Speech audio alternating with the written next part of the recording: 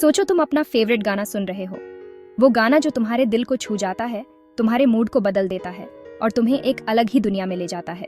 क्या चीज उसे इतना अच्छा बनाती है? क्या वो उसकी धुन है, उसके बोल, या फिर वो इमोशंस जो वो गाना जगाता है?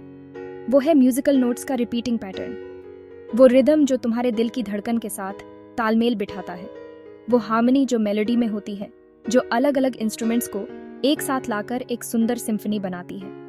अब अगर मैं कहूं कि ऐसी ही हार्मनी केमिस्ट्री की दुनिया में भी है, एलिमेंट्स के अंदर छिपी हुई, क्या तुम मानोगे? ये कहानी है जॉन न्यूलैंड्स और उनके लॉ ऑफ ऑक्टेव्स की, जो एलिमेंट्स की क्योटिक दुनिया को ऑर्डर में लाने की एक ग्राउंड ब्रेकिंग कोशिश थी। 19वीं सदी के बीच में केमिस्ट्स के सामने एक बड़ा चैलेंज था, नोन एलिमेंट्स की बढ़ती हुई लिस्ट को एक मीनिंगफुल तरीके से कैसे ऑर्गेनाइज किया जाए। हर एक एलिमेंट की अपनी यूनिक प्रॉपर्टीज थीं और उन्हें एक लॉजिकल सीक्वेंस में रखना एक मुश्किल काम था। उस समय के केमिस्ट्स के पास कोई क्लियर गाइडलाइन नहीं थी और वो एक ऐसे सिस्टम की तलाश में थे जो उन्हें एलिमेंट्स को समझने और कैटेगराइज करने में मदद कर सके। तब आए जॉन न्यूलैंड्स, एक इंग्लिश केमिस्ट, जिन्होंने 1864 में एक रेवोल्यूशनरी आइडिया दिया, the law of octaves. Newlands का ये लॉ म्यूजिकल स्केल्स के रिपीटिंग पैटर्न से इंस्पायर्ड था। उन्होंने देखा कि जैसे म्यूजिकल नोट्स एक स्पेसिफिक इंटरवल के बाद रिपीट होते हैं, वैसे ही एलिमेंट्स के प्रॉपर्टीज भी एक स्पेसिफिक इंटरवल के बाद रिपीट होते हैं। ये लॉ बताता था कि एलिमेंट्स के सिमिलर प्रॉपर्टीज हर 8th एलिमेंट के बाद रिपीट होते हैं, जब उन्हें उनके एटॉमिक वेट के हिसाब से अरेंज किया जाता है। ये एक बहुत ही सिंपल येट प्रोफाउंड ऑब्जर्वेशन था। न्यूलैंड्स ने एलिमेंट्स को उनके एटॉमिक वेट के हिसाब से अरेंज किया और पाया कि हर 8वें एलिमेंट की प्रॉपर्टीज पहले एलिमेंट से मिलती जुलती हैं। ये एक बहुत ही इंटरेस्टिंग पैटर्न था जो पहले किसी ने नहीं देखा था। शुरू में न्यूलैंड्स के आइडिया को स्केप्टिसिज्म और रिडिक्यूल का सामना करना पड़ा। कई साइंटिस्ट्स ने उनके इस आइडिया को सीरियसली नहीं लिया और इसे एक मियर कोइंसिडेंस माना, लेकिन उनके काम ने, जो भले ही इम्परफेक्ट था, केमिस्ट्री के सबसे इंपॉर्टेंट टूल्स में से एक, द पीरियोडिक टेबल की नींव रखी। न्यूलैंड्स का ये आइडिया आगे चलकर डिमिट्री मेंडलीव और अन्य साइंटिस्ट्स के लिए एक फाउंडेशन बना, जिन्होंने पीरियोडिक टेबल को और रिफाइन किया। आज पीरियोडिक टेबल एक ऐसा टूल है जो हर केमिस्ट के लिए इंडिस्पेंसेबल है। ये हमें न सिर्फ एलिमेंट्स की प्रॉपर्टीज को समझने में मदद करता है, बल्कि उनके बीच के रिलेशनशिप्स को भी रिवील करता है। ये एक ऐसा मैप है जो हमें एलिमेंट्स की दुनिया में नेविगेट करने में मदद करता है। तो अगली बार जब तुम अपना फेवरेट गाना सुनो, तो याद रखना कि जैसे म्यूजिक में हार्मनी होती है, वैसे ही एलिमेंट्स की दुनिया में भी एक हिडन हार्मनी है। ये हार्मनी हमें नेचर के फंडामेंटल प्रिंसिपल्स को समझने में मदद करती है और हमें ये सिखाती है कि साइंस और आर्ट दोनों ही अपने अपने तरीके से एक ब्यूटीफुल और ऑर्डर्ड यूनिवर्स की कहानी कहते हैं। जॉन न्यूलैंड्स का मैटर के अंदर का सफर एक सिंपल ऑब्जर्वेशन से शुरू हुआ। न्यूलैंड्स, एक इंग्लिश केमिस्ट, ने अपने समय के कई साइंटिफिक चैलेंजेस को समझने की कोशिश की। उन्होंने अपने एक्सपेरिमेंट्स और ऑब्जर्वेशंस के माध्यम से एलिमेंट्स के बीच के पैटर्न्स को डिकोड करने का प्रयास किया। उन्होंने नोटिस किया कि जब एलिमेंट्स को उनके इंक्रीजिंग एटॉमिक वेट के ऑर्डर में अरेंज किया जाता है, तो हर 8th एलिमेंट पहले वाले एलिमेंट के सिमिलर केमिकल प्रॉपर्टीज शो करता है। यह ऑब्जर्वेशन उनके लिए एक ब्रेक थ्रू मोमेंट था, क्योंकि इससे पहले किसी ने भी एलिमेंट्स के बीच इस तरह के सिस्टमैटिक पैटर्न को नहीं देखा था। ये एक केमिकल इको की तरह था, एलिमेंट्स की सिम्फनी में एक रिपीटिंग थीम। यह पैटर्न इतना डिस्टिंक्ट था कि इसे इग्नोर करना इम्पॉसिबल था। न्यूलैंड्स ने इस पैटर्न को और गहराई से स्टडी करने का निर्णय लिया। यह रिपीटिंग पैटर्न, जो म्यूजिक के ऑक्टेव्स की याद दिलाता है, ने न्यूलैंड्स को अपना लॉ ऑफ ऑक्टेव्स बनाने के लिए प्रेरित किया। उन्होंने देखा कि जैसे म्यूजिक में हर 8 नोट एक ऑक्टेव बनाता है, वैसे ही एलिमेंट्स में भी हर 8 एलिमेंट एक तरह का केमिकल ऑक्टेव बनाता है। इस लॉ ने कहा कि एलिमेंट्स के प्रॉपर्टीज पीरियोडिकली रिपीट होते हैं जब उन्हें इंक्रीजिंग एटॉमिक वेट के क्रम में अरेंज किया जाता है और हर 8th एलिमेंट पहले वाले से सिमिलैरिटीज शो करता है। यह कंसेप्ट उस समय रेवोल्यूशनरी था, क्योंकि इससे पहले एलिमेंट्स को इस तरह से क्लासिफाई करने का कोई तरीका नहीं था। इसे विजुअलाइज करने के लिए 8 स्टेप्स वाली एक सीढ़ी की कल्पना करो। हर स्टेप एक एलिमेंट को रिप्रेजेंट करता है और सिमिलर प्रॉपर्टीज वाले elements consecutive flights of stairs के सेम स्टेप पर मिलते हैं। यह विजुअलाइजेशन न्यूलैंड्स के कंसेप्ट को और भी क्लियर बनाता है।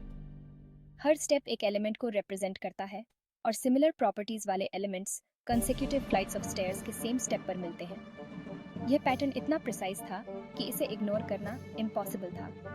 न्यूलैंड्स ने अपने इस डिस्कवरी को साइंटिफिक कम्युनिटी के साथ शेयर किया। न्यूलैंड्स के अनुसार यह रिपीटिंग पैटर्न एलिमेंट्स के अंदर हिडन ऑर्डर को अनलॉक करने की की को होल्ड करता था। उन्होंने यह भी बिलीव किया कि इस पैटर्न को समझने से हमें एलिमेंट्स के बिहेवियर और उनके रिएक्शंस को प्रेडिक्ट करने में मदद मिल सकती है। हालांकि उनके समय में सभी साइंटिस्ट ने उनके इस थ्योरी को एक्सेप्ट नहीं किया, लेकिन बाद में यह साबित हुआ कि न्यूलैंड्स का इंसाइट सही था। उनके इस कंट्रीब्यूशन ने मॉडर्न पीरियोडिक टेबल के डेवलपमेंट में एक महत्वपूर्ण भूमिका निभाई। न्यूलैंड्स लॉ ऑफ ऑक्टेव्स के एसेंस को समझने के लिए आइए कुछ स्पेसिफिक एग्जांपल्स को डेल्व करते हैं। न्यूलैंड्स ने 1864 में एलिमेंट्स को उनके एटॉमिक वेट्स के आधार पर अरेंज किया और पाया कि हर 8वां एलिमेंट पहले एलिमेंट के समान प्रॉपर्टीज एग्जिबिट करता है। यह पैटर्न म्यूजिकल ऑक्टेव्स की तरह था, जहां हर 8वां नोट पहले नोट के समान होता है। एल्कली मेटल्स पर विचार करो, लिथियम, सोडियम और पोटेशियम। ये एलिमेंट्स जो अपनी हाई रिएक्टिविटी और सॉल्ट्स बनाने की टेंडेंसी के लिए जाने जाते हैं, अपने रिस्पेक्टिव ऑक्टेव्स में फर्स्ट पोजीशन ऑक्यूपाई करते हैं। लिथियम, सोडियम और पोटेशियम सभी सॉफ्ट मेटल्स हैं जो पानी के साथ रिएक्ट करके हाइड्रोजन गैस और अल्कलाइन सॉल्यूशंस बनाते हैं। ये एलिमेंट्स जो अपनी हाई रिएक्टिविटी और सॉल्ट्स बनाने की टेंडेंसी के लिए जाने जाते हैं, अपने रिस्पेक्टिव ऑक्टेव्स में फर्स्ट पोजीशन ऑक्यूपाई करते हैं। जब ये पानी के साथ रिएक्ट करते हैं तो एक विगरस रिएक्शन होती है जो उनकी हाई रिएक्टिविटी को दर्शाती है। यह रिएक्टिविटी पीरियोडिक टेबल में उनकी पोजीशन के कारण है। इसी तरह हैलोजेंस फ्लोरीन, क्लोरीन और ब्रोमाइन जो अपनी रिएक्टिविटी और एसिड्स बनाने की टेंडेंसी के लिए जाने जाते हैं, अपने रिस्पेक्टिव ऑक्टेव्स में एक सिमिलर पोजीशन ऑक्यूपाई करते हैं। फ्लोरीन, क्लोरीन और ब्रोमाइन सभी नॉन मेटल्स हैं जो आसानी से इलेक्ट्रॉन्स गेन करके नेगेटिव आयॉन्स बनाते हैं। केमिकल बिहेवियर का यह रिपीटिंग पैटर्न जो एलिमेंट्स के वेरियस ग्रुप्स में ऑब्जर्व किया गया ने न्यूलैंड्स के थ्योरी को क्रीडेंस दिया। यह पैटर्न पीरियोडिक टेबल के डेवलपमेंट में एक महत्वपूर्ण स्टेप था जिसने फ्यूचर साइंटिस्ट्स को एलिमेंट्स के प्रॉपर्टीज को समझने में मदद की। ये एग्जांपल्स, दो लिमिटेड, केमिकल प्रॉपर्टीज के पीरियोडिक रिकरेंस के लिए कंपेलिंग एविडेंस प्रदान करते थे। न्यूलैंड्स का काम मेंडलीव और अन्य साइंटिस्ट्स के लिए एक फाउंडेशन बना जिन्होंने पीरियोडिक टेबल को और रिफाइन किया। यह ऐसा था जैसे एलिमेंट्स एक हार्मोनियस ट्यून बजा रहे हों, जहां हर नोट एक स्पेसिफिक इंटरवल पर रिपीट होता है। यह हार्मनी एलिमेंट्स के केमिकल प्रॉपर्टीज में भी दिखाई देती है, जो पीरियोडिक टेबल में उनकी पोजीशन के अनुसार वेरी करती है। सिमिलर नोट्स रेगुलर इंटरवल्स पर एको कर रहे हों। ये पीरियडिसिटी एलिमेंट्स के प्रॉपर्टीज को प्रेडिक्ट करने में मदद करती है और हमें उनके बिहेवियर को समझने में एक स्ट्रक्चर्ड अप्रोच प्रदान करती है। न्यूलैंड्स का यह ऑब्जर्वेशन मॉडर्न केमिस्ट्री के लिए एक कॉर्नरस्टोन साबित हुआ। सेक्शन 4, 8वें नोट के पार लॉ की कमियां। जबकि न्यूलैंड्स लॉ ऑफ ऑक्टेव्स अपने समय के लिए ग्राउंड ब्रेकिंग था, ये जल्द ही स्पष्ट हो गया कि उसके द्वारा प्रस्तावित हार्मनी की अपनी लिमिटेशंस थीं। जैसे जैसे साइंटिस्ट्स ने और एलिमेंट्स की खोज की, खासकर हायर एटॉमिक वेट्स वाले एलिमेंट्स की, ऑक्टेव रूल फॉल्टर होने लगा। न्यूलैंड्स लॉ की प्राइमरी लिमिटेशन ट्रांजिशन मेटल्स को अकोमोडेट करने में असमर्थता थी। ये एलिमेंट्स अपने कॉम्प्लेक्स इलेक्ट्रॉनिक कॉन्फ़िगरेशंस के साथ ऑक्टेव पैटर्न में नीटली फिट नहीं होते थे। इसके अतिरिक्त नोबल गैसेस की खोज, यूनिक केमिकल इनर्टनेस वाले एलिमेंट्स ने न्यूलैंड्स लॉ की यूनिवर्सैलिटी को और चुनौती दी। ऑक्टेव रूल मिसिंग नोट्स वाले म्यूजिकल पीस की तरह इनकम्प्लीट था। ये लाइटर एलिमेंट्स के लिए तो ठीक काम करता था, लेकिन पीरियोडिक सिस्टम की पूरी कम्प्लेक्सिटी को कैप्चर करने में विफल रहा।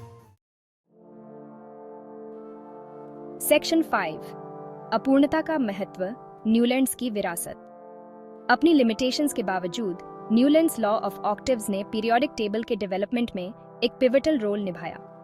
उनका काम, दो इम्परफेक्ट, एलिमेंट्स की मोर कॉम्प्रिहेंसिव अंडरस्टैंडिंग की दिशा में एक क्रूशल स्टेपिंग स्टोन था। प्रॉपर्टीज के पीरियोडिक रिकरेंस के बारे में न्यूलैंड्स के बोल्ड आइडिया ने फर्दर इन्वेस्टिगेशन को स्पार्क किया और दूसरे scientists, most notably Dmitry Mendeleev को, उनके काम को रिफाइन और एक्सपैंड करने के लिए प्रेरित किया। हालांकि उनका लॉ अंततः सुपरसीडेड हो गया, केमिस्ट्री में न्यूलैंड्स का कंट्रीब्यूशन सिग्निफिकेंट बना हुआ है।